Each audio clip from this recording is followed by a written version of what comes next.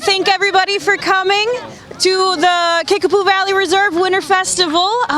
We're glad we finally got a little bit of snow after all that rain. So we're here today around our main fire for our driftless dialogue with the Valley Raptors. Today we have Abby and Anna, and they're going to be showing us some of the raptors that they brought along. So I'll hand it over to Abby. Or Abby, Abby. Yes, sorry, sounds good. All right, well, yeah, this is, I think, maybe our 7th or 8th year coming here, so it's always fun to come back. Don't have a lot of new birds at this point now. I think we've brought just about all of our birds here to Kickapoo, so if you've been here, you might have seen the ones we've brought today, but yeah, we were founded back in 2017 by myself and my husband. We've always had a passion for birds, and we wanted to start our own Raptor Center. Right now we run everything out of our house in Buffalo City, but we are now currently in the works for looking for land in La Crosse so that we can build a center in that area, which will be much closer to you guys. And hopefully we'll have a center that you can come to us as well as doing outreach and see the birds fly and do all the cool things they do. So if anyone knows of any land in La Crosse that's just sitting around, definitely let me know after the program. We hope to get there sooner. But anyways, yeah, so I've got 3 birds with me today. Our sort of mission statement for Valley Raptors is to inspire conservation, specifically of the driftless area. I'm a Winona, Minnesota native. My husband's from Mondovi, so we both grew up in this area and are very passionate about the land and the beautiful scenery and everything that we have here in the bluffs and along the river. So our mission is that, you know, we travel around with these birds, and we hope that after you meet our birds, you guys are going to want to do things to not just protect the birds, but protect the habitat that they live in. So I've got our first bird I'm going to take out for you guys. Most of the birds that we have are non-releasable, which means they can't survive in the wild, which is why we have them. Anna is going to get out our first one. We have 4 major groups of raptors that you can find in the Wisconsin area. So what do you guys think those 4 groups are? Eagles, yeah. What's another one? Hawks. Falcons and owls. Yeah, hawks, eagles, owls, and falcons. Those are the 4 major groups of raptors. And I say major groups because we also have ospreys and harriers, which just don't fit into those groups, but those are raptors as well. And so the one we're going to get out first is part of the hawk family. We actually have 7 different species of hawks right here in Wisconsin. Do you guys know any types of hawks? Yeah. Sharp-shinned hawk. Yeah, actually just saw one yesterday. I thought most of them migrated out of here. Yeah. Which one? Not sure? Yeah. Oh, red-tailed hawk. Why do you think it's a red tail? That's right. We got this beautiful red tail that she has. This is Rosita. Rosita was here last year, so if you guys were here, you guys might have met her. But you are correct. She is a red-tailed hawk. Anna is going to kind of wander around through. She can get nice and close to you guys as long as you don't reach out and try to pet her. But before she walks around, let's take a look at her. Now, we use this term raptor. So there are 3 things that we can see on Rosita that essentially make her a raptor. What do you think one of those things is? Yeah. Beak, yeah. So what about her beak, though? It's very sharp. It is sharp. Does it stick straight out like a robin's? No. It's curved. That's right. So she has a curved beak. And she uses that beak more like a tool. So what she's going to do is, I've got a nice piece of muskrat leg is what this is. So she's going to pin that muskrat down with her feet, and she's going to hook that beak into her food, and she's going to rip and tear it into smaller pieces. Maybe. Or she's going to swallow it whole. Had to use a bigger piece, I guess. So as you can see, yeah, she had not. So raptors can swallow pretty large pieces. They actually have little barbs on the back of their tongue that help push food down their throat and into their crop. But if that piece had been bigger, she would have pinned it down and she would have ripped and torn it into smaller pieces. No teeth, no chewing. In fact, very little crushing power. That beak does not have power. It is just her tool. It is her knife and fork to make that food into smaller pieces so she can swallow them whole. So curved beak is one. What's another one? Yeah. Talons. Yeah, so the word raptor actually comes from the Latin word rapier, which means to grip or to grasp. So if her beak is a tool, her feet are more like her weapons. That is how she catches her prey, and that is how she kills her prey. So you saw immediately she wanted to pin that muskrat foot under those feet to hold it down before she used that beak to rip and tear. So strong feet with sharp talons, curved beak. There's one more thing that essentially makes her a raptor. Yes, exactly. It's her eyesight. So you're only seeing a small portion of that eye, but that eye's about the size of her brain, and that gives her really good eyesight. So when she's sitting at the top of maybe a tree looking down, it's not just that she could see a mouse running underneath her. If she could count, she'd be able to count the whiskers on that mouse. That is how good and precise that vision is. It's like seeing an HD all of the time. In fact, some people say if you were to go to a football field and someone held a newspaper up on the other end, if you had raptor eyes, you could read the fine print of that newspaper all the way across that football field. So, good eyesight, curved beak, and strong feet and sharp talons. Now, Anna's going to go ahead and walk around. We'll talk a little bit more about why Rosita's actually with us. So, I mentioned that most of the birds we had at River Valley Raptors were permanent, non-releasable birds, but not all of our birds. So on top of doing education, my husband and I are also licensed falconers. So if you guys ever heard the term falconry before? Some of you? Yeah. So if any of you guys hunt or have moms, dads, aunts, and uncles who like to hunt, typically when you go into the woods, you take a gun or a rifle or maybe a bow and arrow into the woods, and that's what you hunt with. I like to go hunting too, but I don't take any of that with me.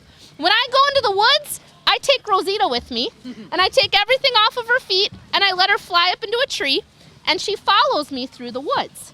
Now, my job is to, kind of like a dog if you go pheasant hunting, I got to try to chase up rabbits and squirrels, and so I'm trying to move around, scare a rabbit or scare a squirrel into moving, and when she sees that squirrel or that rabbit with that good eyesight, she comes down and she tries to catch it with her feet. So that's how we go hunting together. So as Anna's walking around, you might hear a bell. And what that is, there's a bell actually on her tail feather. And that's because if you guys look at Rosita, look at her coloring. Now imagine her sitting at the top of that tree up there. If you watched her fly up to that tree, you could probably see her. But if you didn't watch her fly up there, she's really hard to find. And when I'm walking through the woods, I want to make sure she's close to me before I kick a brush pile with a rabbit to run out. So what happens is every time she flies, I hear that bell, and I can look up and I can see exactly where she lands. So that's what helps me keep an eye on where she's going while we're hunting. Or if she does catch something and she lands on the ground, I can hear that bell shaking. Now, the other thing we use when we fly her is a transmitter. So she does have on her backpack, or on her back, it's a little backpack, that holds a transmitter that I can turn on when we're hunting. So I've got a little tool in the front here. This is how we turn on her transmitter and turn it off. And so then if she were to chase something so far away that I couldn't find her, I've got a receiver then that I can go find her and help, and that helps us when we're hunting as well. So we're right in the middle of hunting season right now, which is why she looked so hungry when I was handing her that food. She's like, yeah, let's go hunting. But she doesn't get too much today because we are going hunting tomorrow. Now with raptors, while we do have a bond, she trusts us, she knows me, she knows my husband, so when we're in the field, she recognizes us when we come into her when she has a rabbit. But our bond is, a lot of it is based on food and trust. And so in order to trigger her to want to hunt, she of course has to be hungry. She's not going to go hunting if she's not hungry. So we have to manage how much food she gets today, so when we go out tomorrow, she's in that hunting mode of, yeah, I don't want to sit in the sun and just relax. I want to go find something and catch it. And eat it. And eat it, yep. Now if she catches a rabbit, one, that's too big for her to carry away. Raptors can only carry about 1/3 of their body weight. How big do you think Rosita is? How much do you think she weighs? 12 pounds, 8 pounds? No, about yeah. 10 ounces. Maybe 10 pounds. So I weighed her this morning. We do everything in grams for our raptors because we have really tiny raptors, so grams are easier. And she weighed 1,180 grams. There are 454 grams in a pound. She weighed under 3 pounds. which means she can carry tops about a pound of weight. So when she catches a rabbit that weighs a little more than a pound, she's on the ground with it.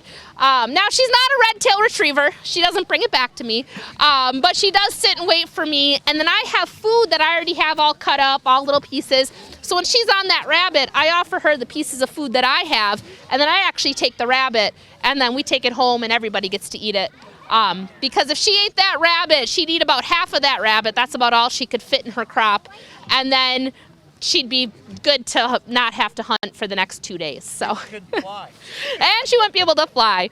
Do get a lot of calls when I worked in a rehab center of eagles sitting in a field, and their crops were so full. Their stomachs are so small that they store food in a crop, and then they slowly digest it. And those eagles would be stuck sitting in a field for hours before they were able to fly back up into a tree, and people would worry thinking they were injured. So that's Rosita for you. We're going to put her back here. And the next bird that we're going to get out for you guys is actually part of the falcon family. So I'll let Anna get her put in there. She is on her 3rd season, which means that she turned 2 in like whatever month she would have hatched, like April time, May time. Would have been. We don't know her official hatch date.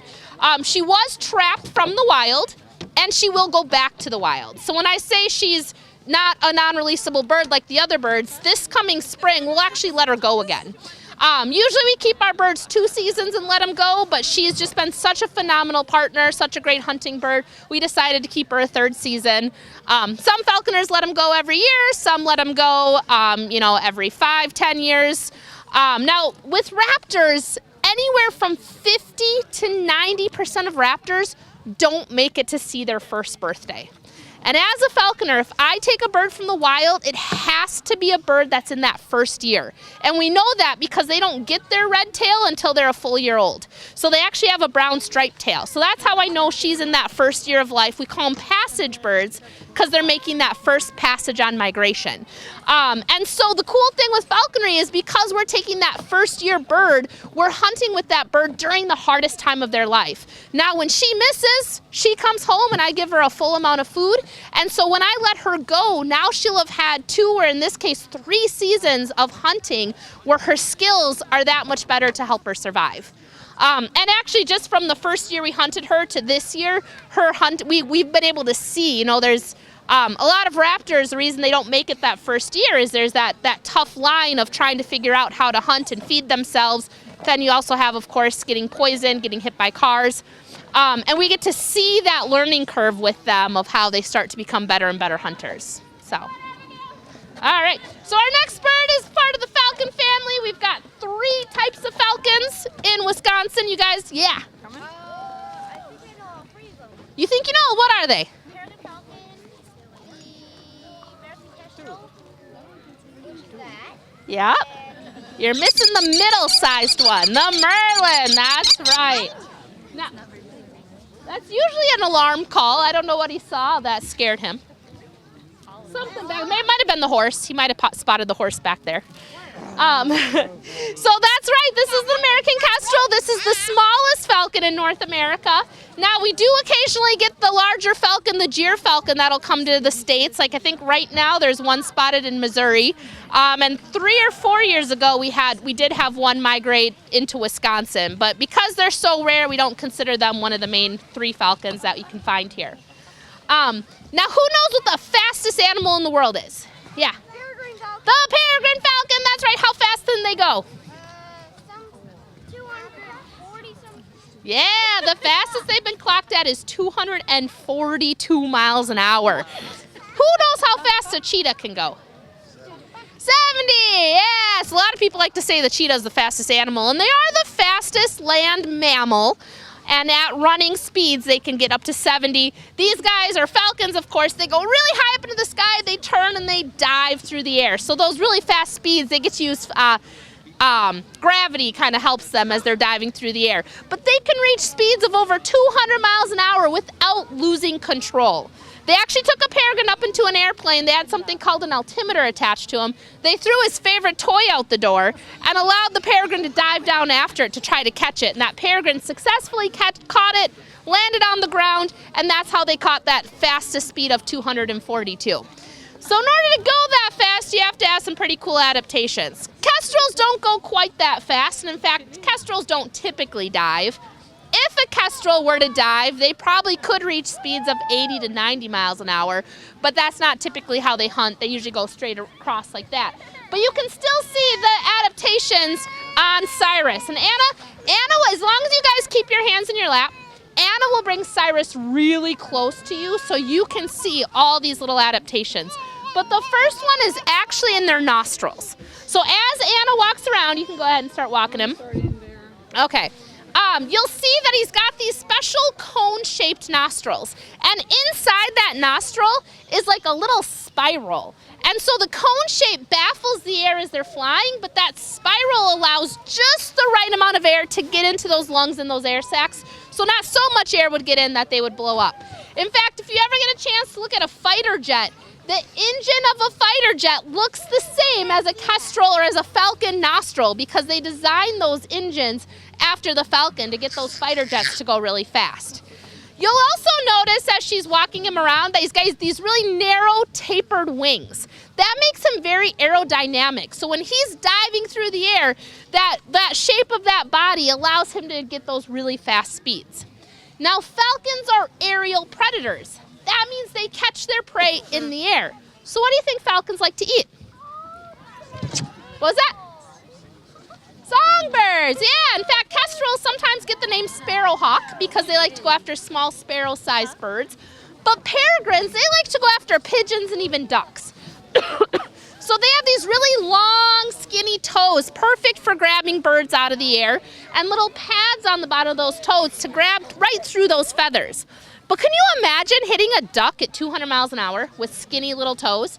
You could break those toes. So falcons will actually ball their feet and they'll punch their prey right out of the sky. It's called a falcon punch. And that stuns their prey so that they can safely come back around and grab them with their feet. Now look at how small Cyrus is. As we mentioned, he does like to go after sparrows, but what's something else that flies around other than birds? Insects, yeah. In fact, his favorite food is dragonflies. We used to try to hunt with Cyrus, and so we called him a dragon slayer because he loved to chase those dragonflies around. And in fact, some kestrels that migrate, some stay here year-round, but the ones that do migrate actually follow the green dragonfly on their migration. That's kind of their version of fast food. So they follow that migration south, and in the summertime, about 90% of a kestrel's diet is typically insects.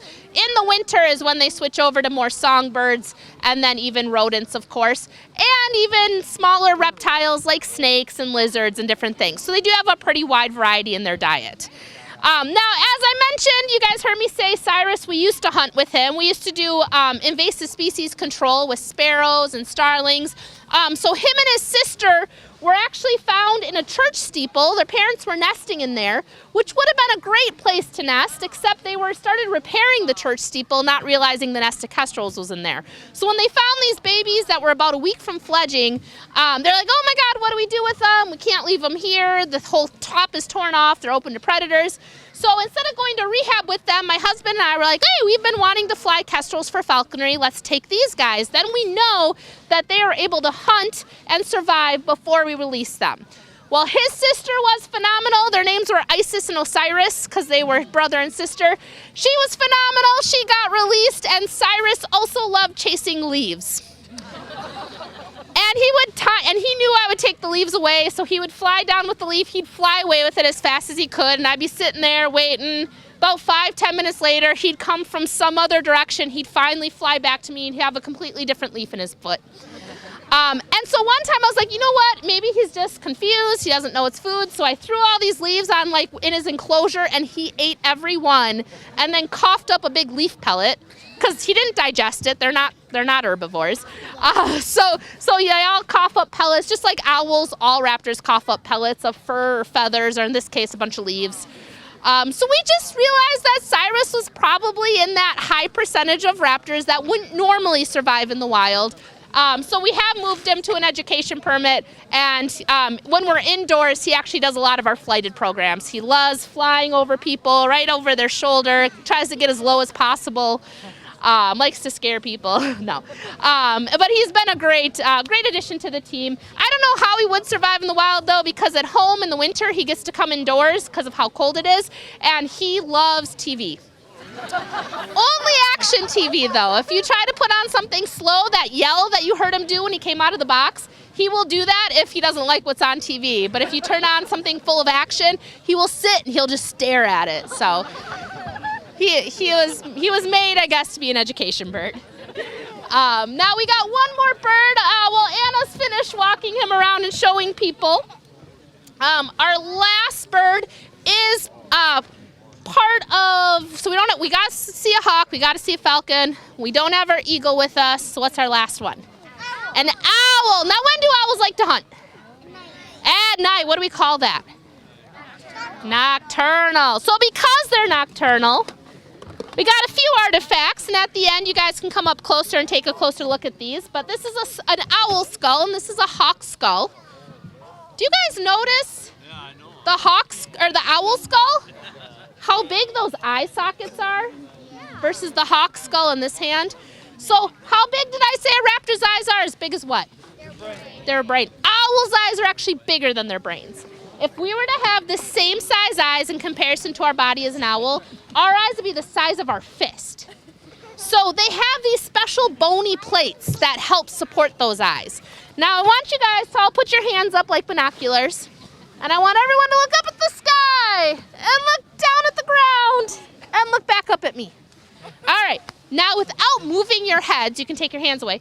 Can you look up and down and side to side? So we have muscles behind our eyes that allow our eyes to move. Raptors' eyes are so big, they don't have room left in their skulls for those muscles, so those eyes are fixed inside their head. So that's why you notice their heads are so much more flexible. If we turn our heads as far as we can, front to shoulder is about 90 degrees. Hawks, eagles, and falcons can actually look behind their backs at 180, but owls can go a little further.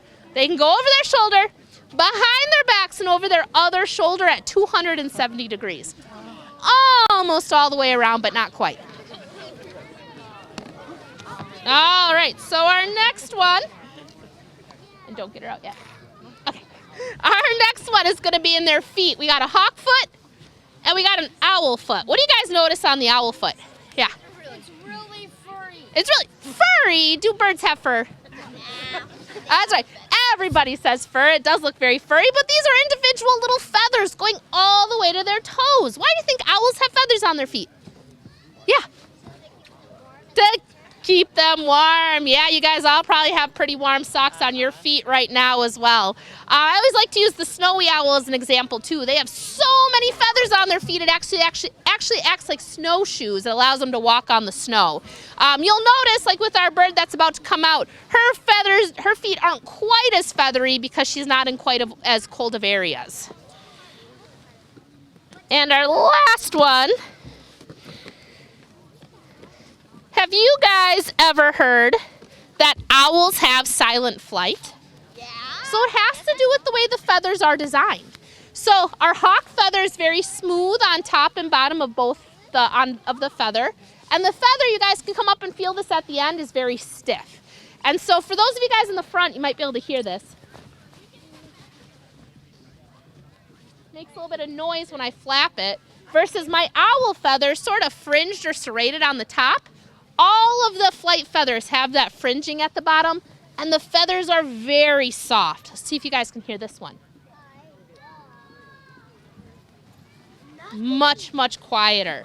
Now, to show you a little bit better, I've got these paint sticks that act like feathers. So this one is sort of smooth on top and on bottom. It's very stiff, and if I got a spot back here, I won't hit anyone. Got to get it going here. So you guys can hear that. Yeah, so the stick vibrates. But all I had to do was put burlap on it to give it a sort of fringed edge. And it softens it enough that it won't do that vibrating like my other one. All right, so we have 11 different types of owls that you can find here. Oh, so you're getting it on now? Yeah, Okay, now I'm sorry, ready. I sorry. thought you had her all ready to go. Just taking my time. That's all right. It's all right. We'll just sit and stare at Anna while she's getting the owl out so she can feel. Every migratory bird in the U.S. is protected. Yeah. So this is Sophie. So because every migratory bird is protected, every feather of a migratory bird is protected, and that's just to keep people from hunting them for their feathers. So I do have special permits that not only is she on my permit, but every feather and every foot and everything that I collect from dead birds is also on my permits. Now who knows what kind of owl she is? Yeah. She is a barn owl. That's right. So now barn owls were once considered extirpated from the state of Wisconsin, which means that they were here, then they weren't here any longer. So in a way, they kind of went extinct in Wisconsin. But I think it's been 4 years now where in La Crosse, they found their first nesting pair. So once you see a bird is nesting in the state, it's officially back in the state. So barn owls are officially back in Wisconsin. Now their populations are doing really well in some of the more southern states, so there isn't any need to try to do too much protection in terms of that species. In fact, the owl Tito alba, her genus species, there is a genus species of type of barn owl in all of the continents except Antarctica. So these guys are one of the most widely spread species of owls that we have. But they're also one of the most important. If we take a look at her, you guys can see she's got a curved beak, big eyes. She's got strong feet, sharp talons. There are feathers on her toes. What else do you notice about her? Her eyes can't move. Her eyes can't move. That's right. Yup. Yeah. She's moving her head, isn't she? Yeah. Yeah, look at the shape of her face. It's in barn owls, it almost is heart-shaped. They're one of my favorites. But otherwise, they have a very round-shaped face. So if you guys were to cup your ears, you're going to notice my voice gets louder. That's because what you're doing is you're funneling sound to your ears. That's exactly what her facial disc does. It's like a giant satellite dish collecting sound and sending it to those ears. We will do questions at the end, I promise. Oh, I just noticed that she's making a clicking sound with her beak. Yeah. So that cone-shaped face, as I mentioned, it helps collect sound. But the cool thing about owls is they actually, some species of owls have an ear up high facing forward and an ear down low facing backwards. And they do something called triangulation. So if you ever see an owl kind of bob in their head, if you see them in the wild or see them on TV, what they're doing is they're triangulating. They're collecting these points of sound, and they can find their prey without ever hearing it. Barn owls have the best hearing out of any animal they've ever been able to test. She can hear a mouse under 3 feet of snow. In fact, her hearing is so good, she can hear your heart speeding right now. That's how good that hearing is. Now imagine if you can hear that well, how good you must be at catching mice. A family of barn owls catches more mice in a night than 10 barn cats. That